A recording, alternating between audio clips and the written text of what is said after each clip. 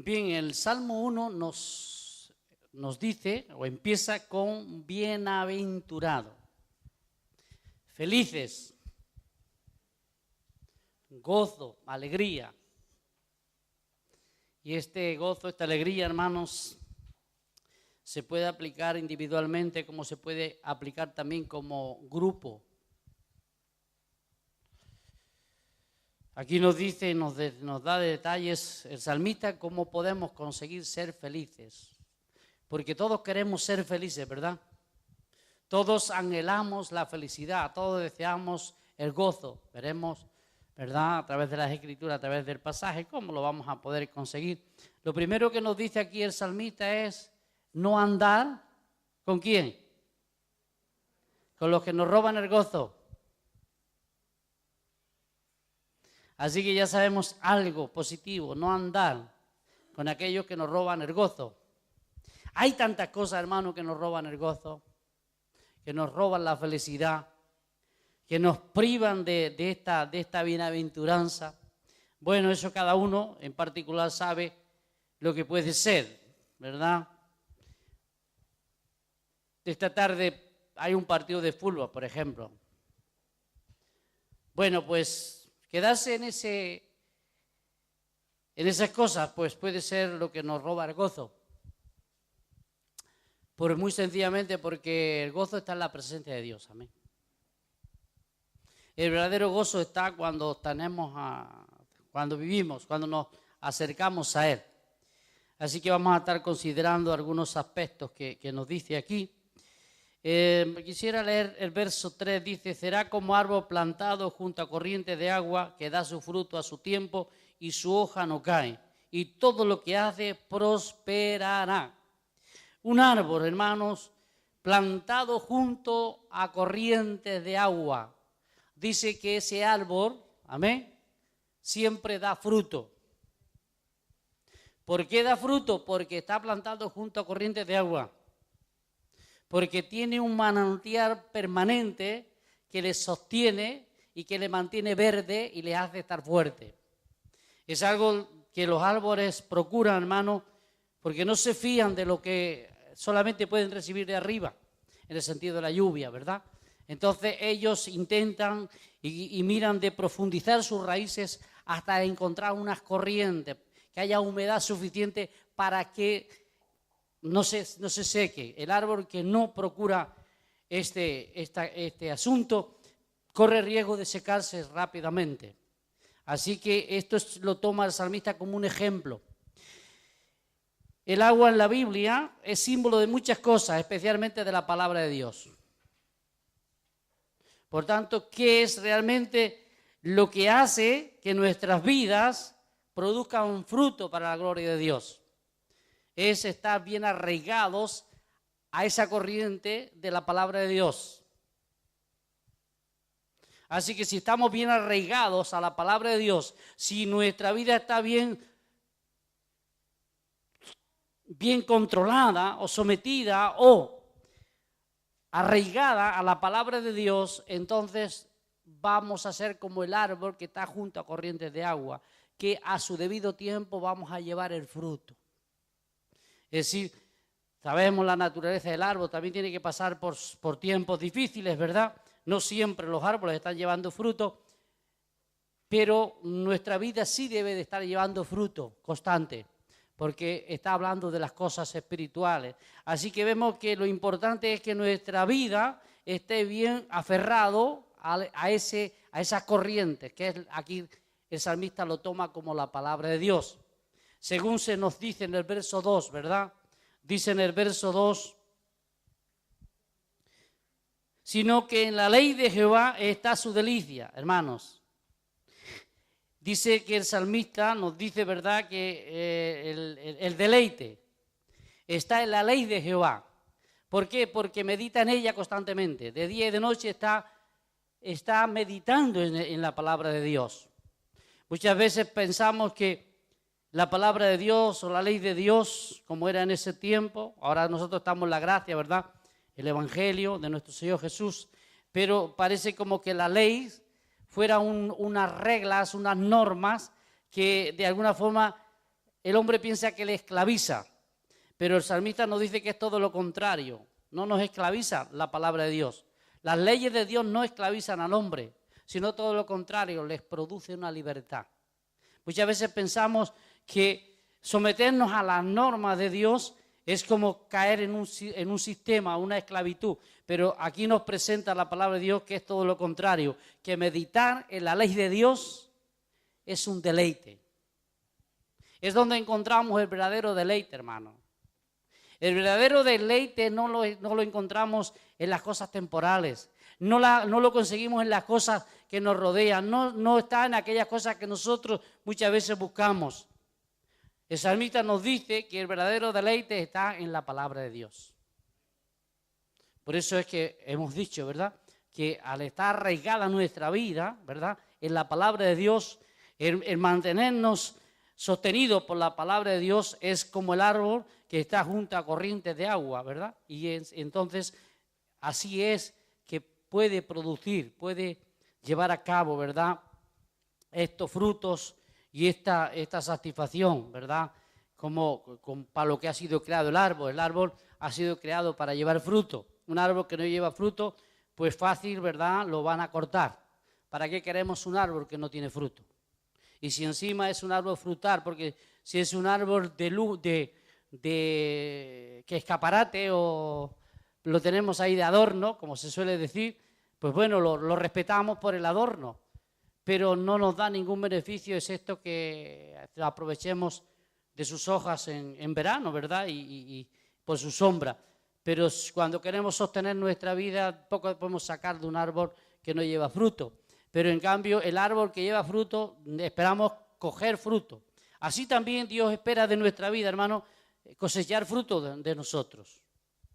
Aquí se nos presenta que Dios se deleita en la vida cristiana, que está bien aferrado en su palabra y a su debido tiempo está produciendo ese fruto que Dios espera de nosotros.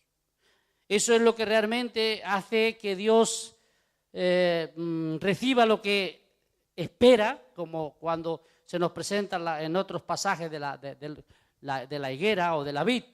Y también nuestro deleite será en producir fruto. Una persona que es estéril no puede, hermanos, sentir satisfacción. La satisfacción está en llevar fruto. El verso siguiente es muy interesante, aquí una palabra que se resalta en el verso 4, no así los malos, no así los que no están aferrados a la palabra de Dios. Los malos aquí son aquellos que le dan la espalda a la palabra de Dios. No así los malos. ¿Con qué los compara el salmista? ¿Qué símbolo toma aquí? Que son como tamo que arrebata el viento. Yo no sé si usted sabe lo que es el tamo. El tamo no es la paja, como algunos creen. La paja es parte del tallo o del trigo. Y en cierto aspecto es útil. La paja es útil. Se puede utilizar para estiércol en los corrales, se puede utilizar para el alimento de ciertos animales. Por tanto, de alguna forma se consigue un beneficio. Pero aquí se está presentando como algo que hay en la mata del trigo inservible. Por tanto, es un símbolo de aquellas personas que son inservibles para Dios, el tamo. Yo no sé si usted ha estado alguna vez o conoce lo que es la era y el momento de trillar el trigo. El tamo es aquella parte que se separa del grano del trigo, que cuando se tira hacia el aire, pues se lo lleva porque no pesa. Y más bien es molesto. Yo no sé si usted estuvo en alguna ocasión en una era, yo sí lo estuve desde niño, y recuerdo que ese polvillo, que es el tamo, pues era molesto al cuerpo.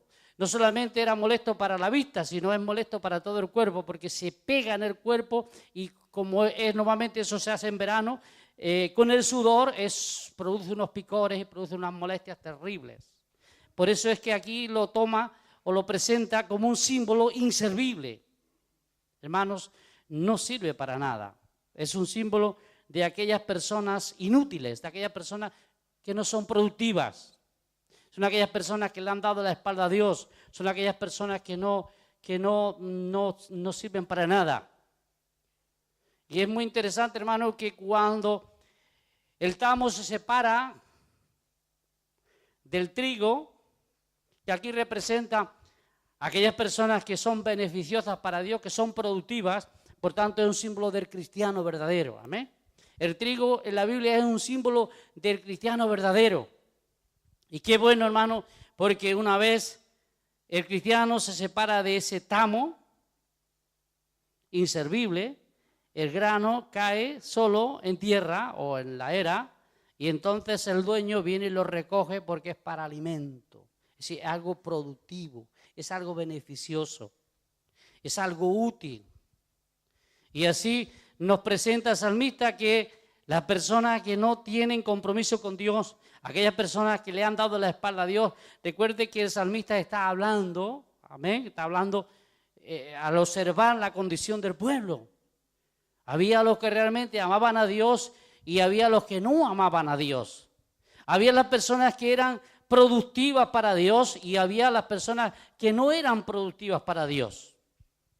Y esto lo podemos tomar como ejemplo también dentro de la iglesia, aunque gracias a Dios todo verdadero creyente es un grano, por tanto no podemos comprobarlo o compararlo, con el tamo, porque el tamo es algo inservible. El cristiano, aunque no llevemos muchos frutos, siempre somos servibles, amén. Por tanto, no se debe aplicar nunca para el cristiano verdadero. Es para aquellas personas que están pegadas, y muchas veces encontramos estas personas en las iglesias o encontramos muchas personas a nuestro alrededor, ¿verdad? Que son personas que no hacen nada positivo para la gloria de Dios. Pueden ser religiosas, pueden ser personas que se sienten bien con nosotros, pero la verdad es que llegará un momento, ¿verdad?, que serán también aventadas en el momento cuando el Señor venga y se van va a ser llevadas como el tamo, ¿verdad? Van a ser llevadas para algo que no es útil. Así que el salmista aquí nos presenta lo que realmente es positivo y lo que es negativo, hermano. Lo importante es que nosotros podamos ver realmente que estamos ahí, ¿verdad?, por la gracia de Dios, y estamos trabajando, estamos siendo productivos. Es una cosa que tú y yo tenemos que tener en cuenta, hermano, que nuestra vida sea productiva, que veamos que algo está sucediendo en nosotros, hermano. No, a lo mejor hay momentos cuando realmente no conseguimos, como decía al principio, los logros que desearíamos conseguir, pero sí que debemos de procurar, ¿verdad? Porque si no lo hacemos, pues los que salimos perdiendo somos nosotros. Primero, dejamos de ser felices. Y yo creo que ser cristiano debe ser feliz. Porque ¿para qué sirve convertirse al evangelio y ser un infeliz, hermano? ¿Qué provecho tenemos de decir que somos cristianos, pero no somos felices, hermano? ¿Me entiende? Es muy importante. Esta palabra, hermano, está aquí para que tú y yo despertemos. Que la vida cristiana es para que la podamos disfrutar. No es simplemente para, bueno, una palabra escrita ahí, una palabra bonita y que la escuchamos y que está muy bien, pero si no hay unos efectos, si no hay algo positivo en nuestra vida, de poco sirve. Por tanto, aquí el salmista, él experimenta y él se da cuenta, hermano, porque él está expresando muchas veces su propia experiencia. Él ha llegado a la conclusión. Usted sabe que los salmos fueron escritos, especialmente todos los primeros que encontramos en este libro, por David. Ahí quizás hasta el Salmo 40 y algunos más están escritos. No todos están escritos por David, pero la mayoría de ellos sí. Así que David en estos salmos es lo que está presentándonos su experiencia. Él está transmitiendo realmente el verdadero sentido de la vida delante de Dios.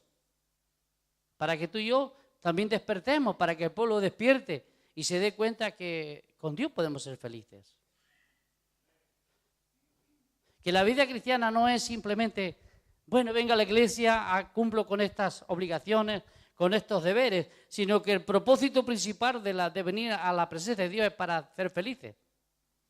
Sí, si venimos a la presencia de Dios y no somos felices, ¿a qué venimos? ¿Venimos porque tenemos miedo a irnos al infierno? ¿Porque tenemos miedo que Dios nos puede castigar? Bueno, hay cierto respeto y cierto temor que como tenemos que tener como cristianos. Tenemos que tener ese temor reverente de decir, bueno, Dios nos va a pedir cuenta, como tantas veces decimos desde aquí. La palabra de Dios nos lo dice, claro que sí. Pero yo creo que lo importante es que en nuestra vida, como dice el salmista, podamos disfrutar de lo que la palabra de Dios dice que podemos ser. La palabra de Dios dice aquí que podemos ser felices, bienaventurados. Pero para ser bienaventurados, que es gozo, alegría en el alma, pues tenemos que apartarnos, ¿verdad? Que Dios nos ayude a despojarnos de todas aquellas cosas que nos privan de esa felicidad. Hay mucho polvo que quitarnos, hermano. Estamos caminando y siempre el polvo se nos pega.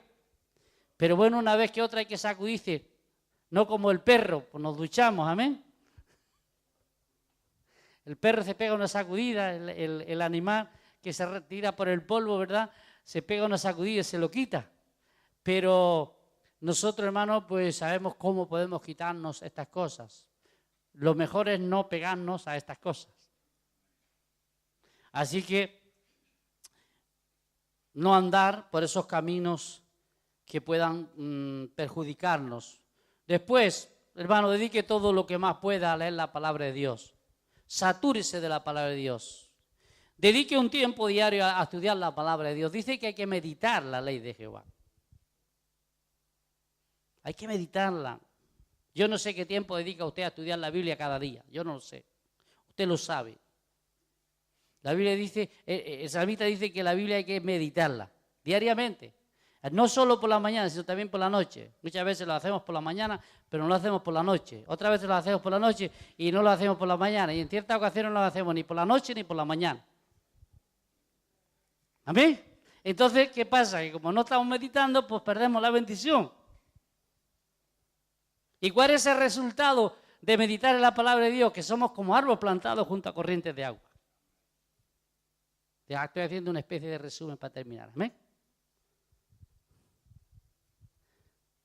Meditamos, dice el salmista, somos como árboles plantados junto a corrientes. Pero ¿qué es lo que somos si dejamos de meditar en la palabra de Dios? Somos como tamo, que solamente viene la tormenta y nos lleva. Y ahora ya es una reflexión como cristiano, amén. Y esto ya es para despertar un poquito. Porque no estamos bien aferrados en la palabra, porque no estamos bien saturados de la palabra, porque nuestro corazón no está bien aferrado a la palabra de Dios. Cualquier tormenta nos sacude y que pronto nos enfadamos, que pronto decimos, no vale la pena. ¿Por qué? Porque no estamos aferrados a la palabra de Dios. Así que cualquier tormenta nos puede... Porque si empezamos como el tamo, pues imagínense dónde vamos a acabar, hermano. Quiere decir que, hermano, que cuando nos aferramos a la palabra de Dios nos da un peso, amén. Nos da un peso, una solidez, como el trigo, que lo tiras para arriba, aunque haga mucho aire, el trigo baja abajo, porque tiene un peso. A veces me preguntaba, porque, bueno, normalmente se utilizaba a la hora de aventar el trigo, se utilizaba un aire que se llama brisa. Y no era cuando se hacía un viento muy fuerte, no, porque si no se lo llevaba también, ¿verdad? Pero en esa brisa, en ese aire que era apropiado para la separación, pues yo podía ver cuando tiraban ahí o tirábamos hacia el aire, hermano, veíamos que estábamos, se lo llevaba el viento. En cambio el trigo lo veías como caía solo. Y ahí estaban las mujeres, que eran las que hacían el trabajo, normalmente también los hombres, porque los hombres hacían la parte dura de tirar trigo para arriba, ¿verdad? Y la mujer venía con una especie de escoba con ramas y quitaba lo que llaman la granza, es decir, lo que es la paja, lo que es la parte esa que es productiva también para los animales, como decía antes. Pero ahí poco a poco, cada vez había que volver a y se quitaba. Y entonces se iba separando hasta que quedaba completamente el trigo limpio. ¿Y qué hacían con el trigo? Lo metían en sacos, hermano. Nadie se preocupaba de ir a buscar el tamo, hermano. Nadie se preocupaba de ir a buscar el tamo. Muy lejos, además, nadie lo quería. Ni los animales se lo querían comer. Se comían la paja, pero el tamo no lo querían ni los animales. Ahí estaba en el campo y ahí se podría, hermano. Ni el animal lo quería. Se ve que es tan molesto que no lo quieren ni comer los animales. Hermano, así van a acabar aquellas personas que no tienen temor de Dios. No los va a querer nadie. Por eso los va a meter el Señor ahí en un lugar encerrado para siempre. Pero gracias a Dios que tú y yo, hermano, tenemos a Cristo, ¿eh? Y que somos verdadero trigo. Y el Señor vendrá y nos llevará a su granero, amén. Para que seamos productivos toda la eternidad en la presencia de Dios. Así que disfrute, hermano, de la vida cristiana. Pero hay unas normas para poder disfrutar, amén. Yo le aconsejo, hermano, que usted por lo menos se lea un pasaje de la Escritura diariamente. Que se detenga y lo lea. Eso le va a fortalecer, eso le va a animar, eso le va a consolar. Y sobre todo, como son los salmos que son devocionales, es un libro para leerlo diariamente. Entonces debería de aprovechar por lo menos de leer un salmo y si no un trozo del salmo. Porque eso le va a beneficiar, dice el salmista. Amén. Así que propóngaselo y verá cómo tu vida va a empezar a cambiar también. Amén. Vamos a orar, Padre. Te damos gloria y alabanza. Te pedimos una vez más que bendiga esta palabra en nuestros corazones en el nombre de Jesús. Amén. Bueno.